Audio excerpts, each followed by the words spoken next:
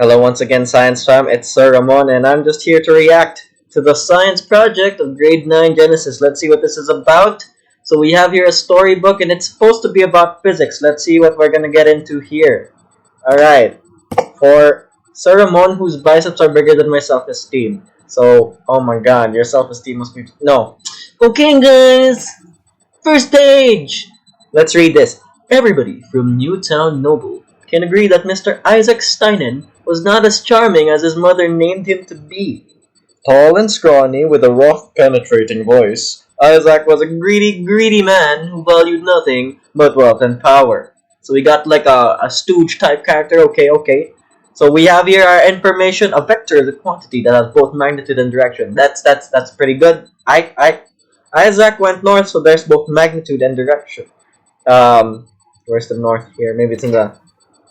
Alright, it's in the next page. So let's continue this. Look at him stomping over there. Yes, stomp it, girl. So when a wise philosopher with a long white beard, that's important, the long and the white and the beard, had told him about an unseen treasure in the north that has been sought after for centuries, Isaac could no longer bear to waste another minute in a spacious yet lonely palace, and he set forth towards the north.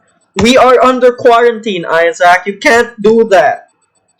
3 days passed, and Isaac's horse had reached its limit as he tumbled down the grassy road, lifeless and pathetic as Isaac would describe it. Okay, Isaac. Now forced to walk alone with his baggage, Isaac was certain his journey would take longer than he pleased. And for the next week he pondered on the thought of giving up. That is, until a massive town gate had caught his sight from afar. What a troll. I feel like this bearded guy is a big troll. It was the first out of the 3 gates Isaac would encounter, though he did not know that yet. Ooh, I love these gates. These gates on these sketchy balls over here. Sketch. Though he did not know that yet, Isaac went inside curious and puzzled at the sight of a completely empty town. The streets were quiet and lonely. Everyone was inside their homes. Isaac walked cautiously, afraid that even the slightest sound will cause a major disturbance. How uncharacteristically considerate of this guy. So a scalar is a quantity that's fully described by magnitude only. Yes, that is a true. What reached his ears, however, was a disturbance that did not come from him, but from an old woman a few blocks away. The loud, high-pitched shriek was enough to wake the whole town, but surprisingly, no one bothered to check where it came from. Isaac's pace quickened with every step as he approached the old lady whose eyes were glued above. Cut there, but that's fine. Isaac followed her gaze to see a tree. A tree as lovely as can be. Tall and dangerous, with a furry little creature trembling in fear, as it was stuck on a branch high above the ground. Yes! What's wrong with that cat? What happened to that cat, bruh? That does not look healthy. Anyway, it was stuck on a branch high above the ground, too afraid to go down. The old woman saw Isaac and immediately approached him as she pleaded, "Kind sir, will you please help my cat come down safely?" Isaac looks like he's having none of that Can't curse. Alright. Next. Okay, let's enter this. Isaac knew he was walking long enough to lose track of the time, and he was truly convinced that there was no end to this long road until he saw familiar Wait, what? It seems that Isaac just up and ignored old lady. What a guy! A gate similar to what he had passed through earlier had appeared right before his eyes, except now it was coated with a thin layer of gold and blue pigment. Relieved, he immediately pulled the latch and went inside, a long sigh coming out of his mouth as soon as he had escaped the previous town. Yeah, it seems like there's some events we're missing here, but let's move on. What greeted him this time was as peculiar as the first town. Instead of the quiet area with empty streets and dim lights, Isaac has arrived at somewhat quite the opposite. The streets were far from empty, and the scorching heat embraced him in an awfully warm hug. With the push on my hug, Isaac looked around to see that plants were dried up in a land that was too cracked to be functional. Isaac tried to blend in with the busy crowd, but it was useless. He looked too much of a virgin. I'm joking. There's nothing wrong with being a virgin. It's a social construct. Soon enough, Isaac was out of breath. His mouth was dry, and his sweat made his skin sticky and disgusting. The sun did not look like it was about to set anytime soon, and Isaac was running out of food. To add to his frustration, a young innocent boy tugged on his sleeve. His height reached up to Isaac's waist, and he wore an expression so, so, so slow. Oh, it looks like Isaac just slapped the hell out of this little boy in his bucket.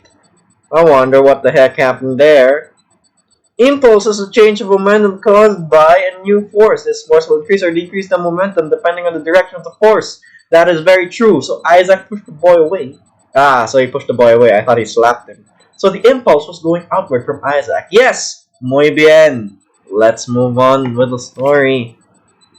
Isaac's pace was becoming more and more sluggish until he was forced to throw away his heavy baggage in hopes of making his situation at least a bit easier. It did help, although it was rather useless because he found himself standing in front of another gate after a few effortless steps. This one was different from the others. It was massive, circular, and a huge crack just so happened to be in the middle of it. At this point, Isaac knew what to expect as he walked past the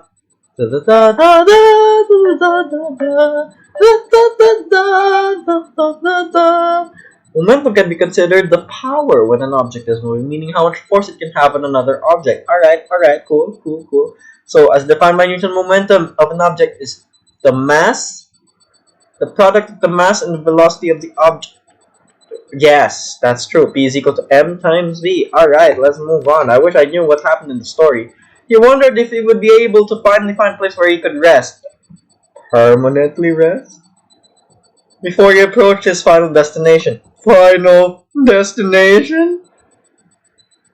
Red flags here, death flags here. Isaac knew he was close. So close. He was confident that his journey would soon come to an end, and with all that in mind, he waltzed. That's a 3-4 step. That's a dance. He danced? He danced. Further into the other side of the barrier. But what met him was a sight not even close to what he had expected to see. An old robe and a face hidden underneath a dark hood. Isaac would have thought of him as a stranger if not for the long white beard. I told you, the long white beard is gonna be important. I knew it. Plot point. Thought you could fool me, beard boy?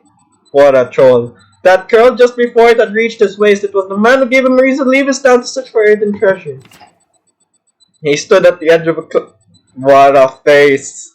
What a face. Same. Hard same. He stood at the edge of a cliff, undisturbed by its dangers, and Isaac was unable to speak. He looked at the philosopher with awe while the latter remained calm, his face composed with a lull that confused Isaac even more. What are you doing here? Said Isaac. This is impossible! The philosopher did not answer his question. Angry and bewildered, Isaac stomped towards him, and look at that face.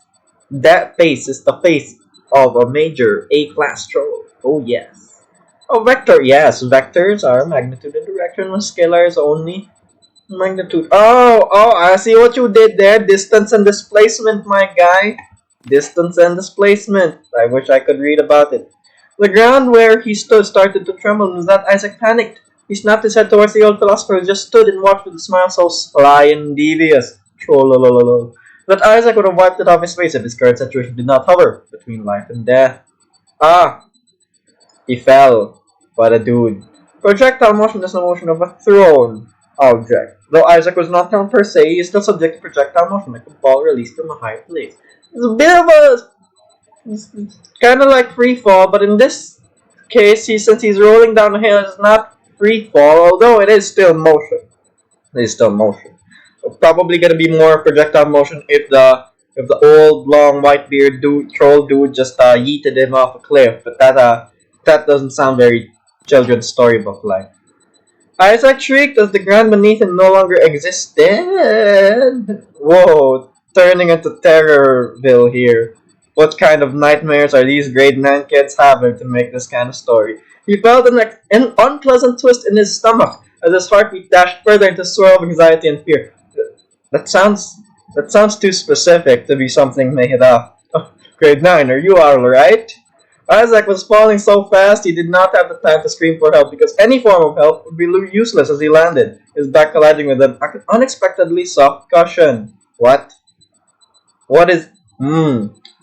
Yum. Nice. Oh, hello.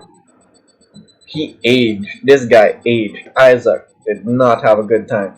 The law of momentum conservation describes what happens to momentum when two objects collide. Yes, the soft cushion reduced the impulse due to the law of momentum because the velocity was changed over a longer period of time because it's cushy. Is so. Alright. Although it would be better, I think, if we mentioned the momentum impulse theorem here. But good explanation on momentum. Yes. Let's move on with our lives. At that moment, the greedy man's eyes snapped open, bringing him back to reality where his treasure did not exist. Bewildered and perplexed, Isaac woke up from his dream. Isaac's momentum plus the cushion's momentum must equal after the collision. Yes, that's true. That's true. Although it's more applicable to momentum impulse theorem. Oh, wait. That's it? That's it? Homie, you gotta give me a moral. Homie, you gotta give him closure. Look at him. His face is demanding closure. His face is just like, Nani? What the hell was that?